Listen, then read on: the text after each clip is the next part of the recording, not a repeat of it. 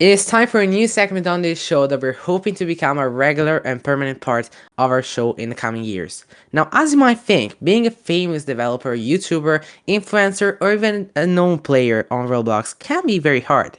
It's incredibly stressful, and you often don't get much credit or even discussion, except for when you do things wrong. We want to give these players a bit more credit as they rightfully deserve. Therefore, we're introducing our RBC's Player of the Year, which is, of course, speak about very own newsroom. This year, we look thoroughly into the biggest story we covered this year and what you, our viewers, seem to enjoy. One name kept coming up again and again.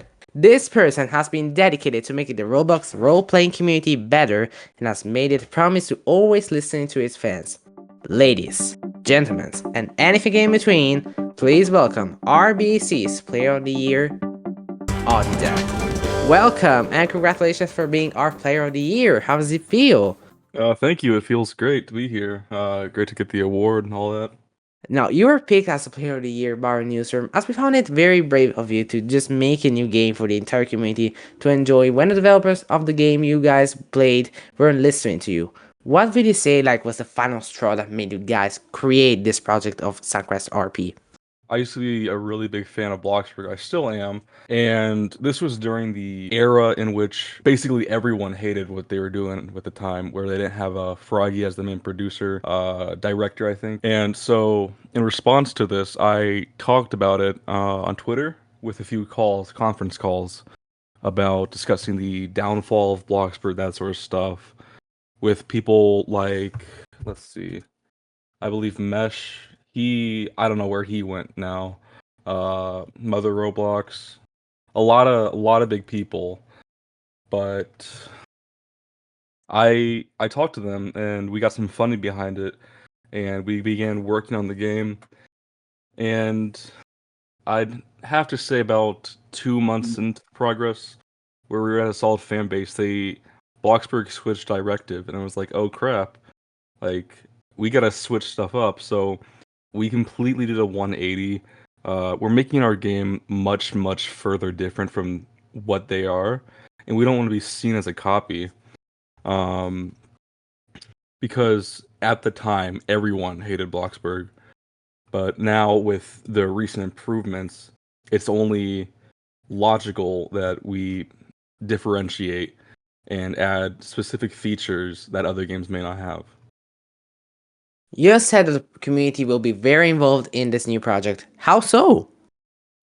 Yeah. So in the beginning of building the first map, I talked with a lot of people in the Discord community about what we could do to improve it. Someone recommended an airport, so we built an airport, and someone else also said like, what about a mountain to be hiking on? So we did a mountain, and then we realized that the first initial map was kind of barren, flat, and so what we did was we completely tore down the old map and started working on a new one, which isn't complete yet. It's almost complete. We're just working on the final terrain editing.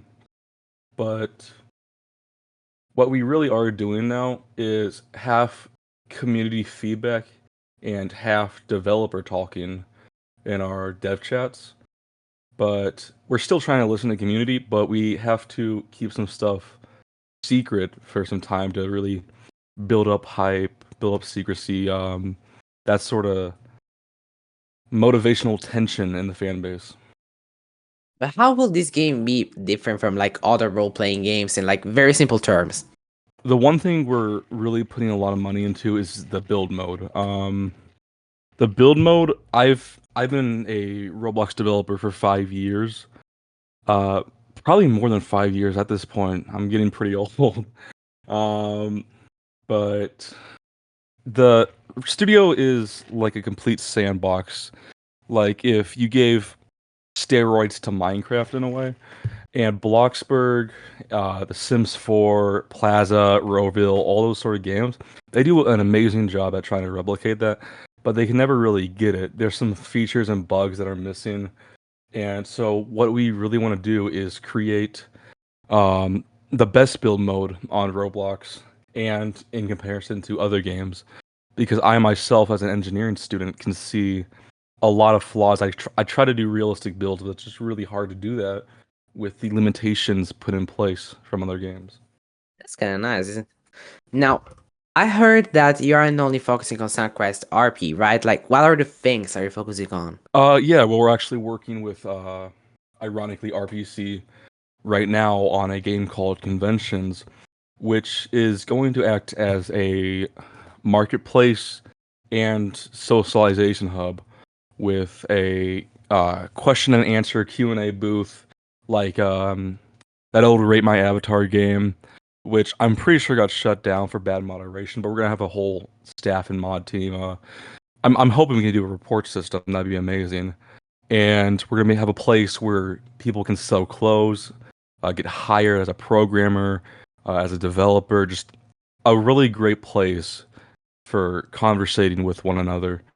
Um, the progress on it's really great right now, and we have actually a slightly famous, I'd say, Twitter programmer who's helping us work on it, Alfred, who has been making a lot of great packs on Twitter.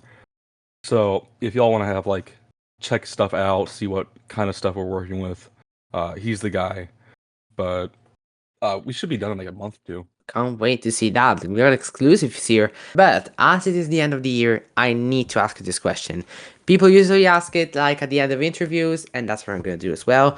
Do you have any plans for New Year? That said, what project you will focus on, or just anything really, like even in real life? I don't think I really have anything for New Year's planned, honestly.